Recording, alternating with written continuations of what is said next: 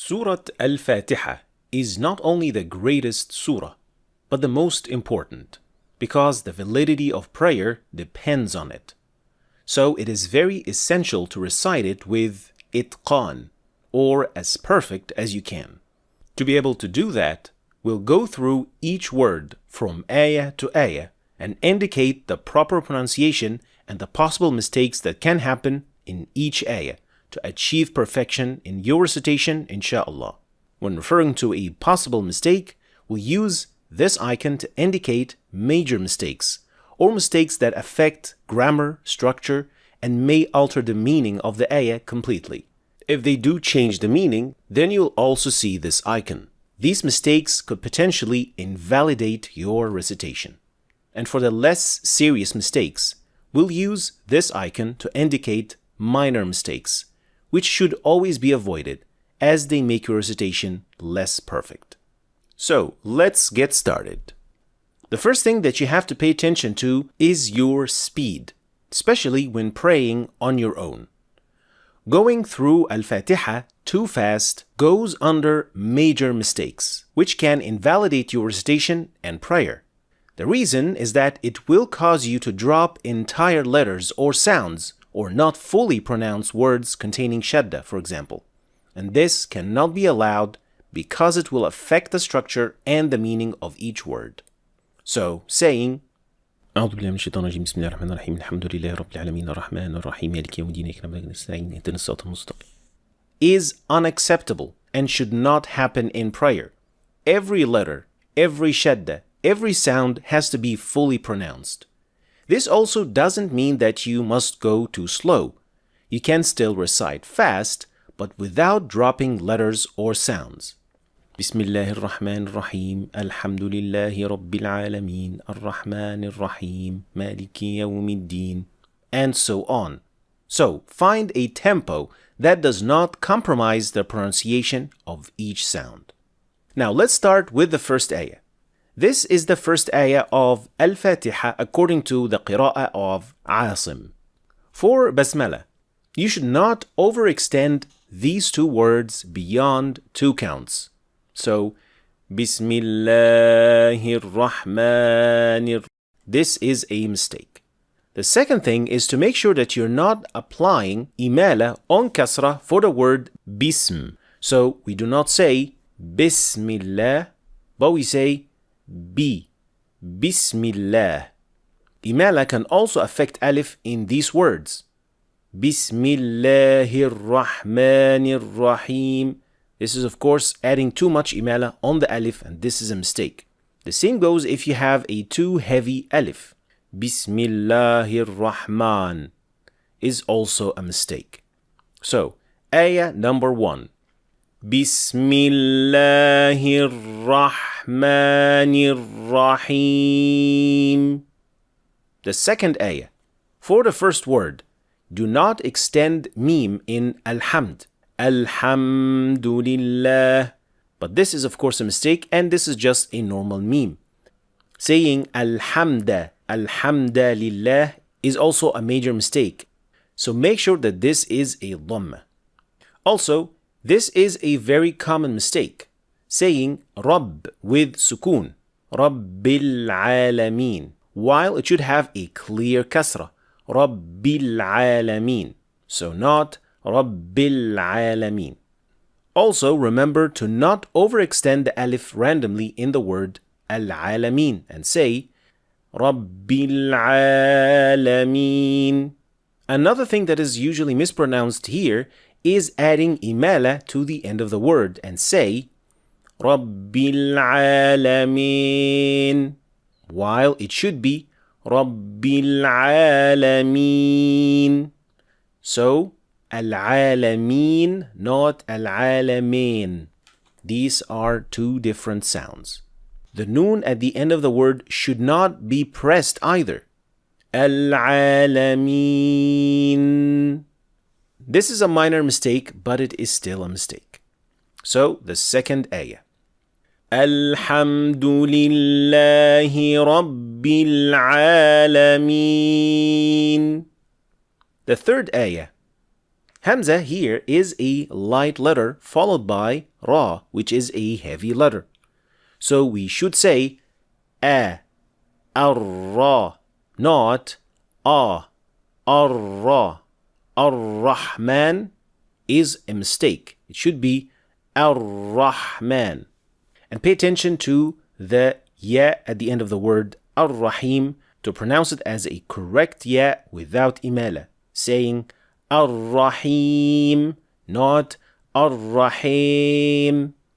So, third ayah, Ar-Rahmanir-Rahim. Ayah number 4.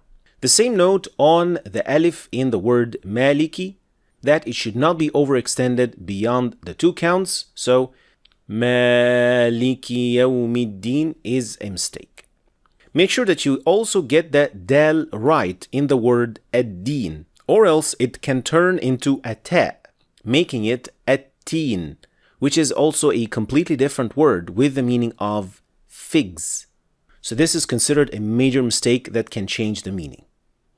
The last thing in this ayah is also a common mistake for many beginners, which is when learners turn the kasra under the word maliki and yawmi into a sukun without realizing and say Malik Yawmiddin. Again, this is a major mistake. Kasra has to be pronounced clearly. So we would say Maliki Yawmiddin. Ayah number 5. Pay very good attention to this ayah because there are many mistakes that must be avoided here. First, you have to make sure that the shadda in these 2 words is fully pronounced without exaggeration. So if you say too quickly or too lightly, like Iyaka na'budu with 1 ya, it will change the meaning completely. In fact, Iyaka na'budu means we worship sunlight. At the same time, you don't want to press too much on the shadda to the point that it splits the word into 2. Iyyaka na'budu wa iyyaka nasta'in. This is too much pressing on the shadda. But you should pronounce the shadda somewhere in between. And the sign that you are getting it right is that the sound or the airflow when you are pronouncing the ya with shadda will not stop. Iyyaka na'budu. So the sound has not stopped when I'm pronouncing the ya with shadda. Next is the word na'budu. Many beginners add qalqala on the ayn in this position and say Iyyaka na'budu, while it should be Iyyaka na'budu without qalqala. Also, dhamma at the end of the word should not be extended or pressed too much by saying Iyyaka na'budu wa iyyaka. Other learners replace the dhamma with sukun here as well.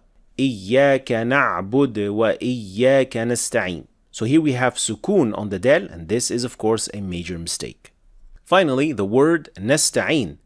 Many beginners extend the fatha on the ta here and say wa iyyaka nasta'in. This essentially adds alif to the word, and this is of course another major mistake.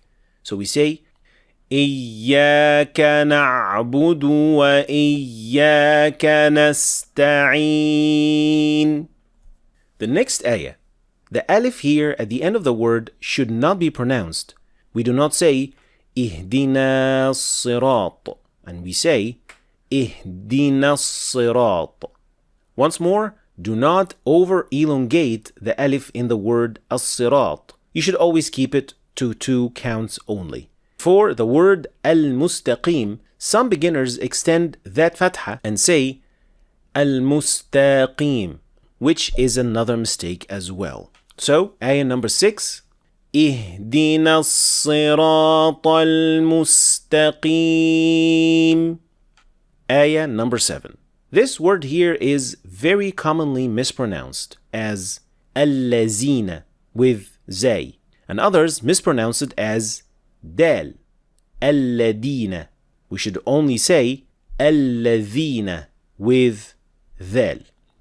For the word an'amta, pay attention not to say an'amtu with dhamma because it completely changes the meaning as well. An'amta means you have bestowed. And when you say أنعمت, it becomes I have bestowed.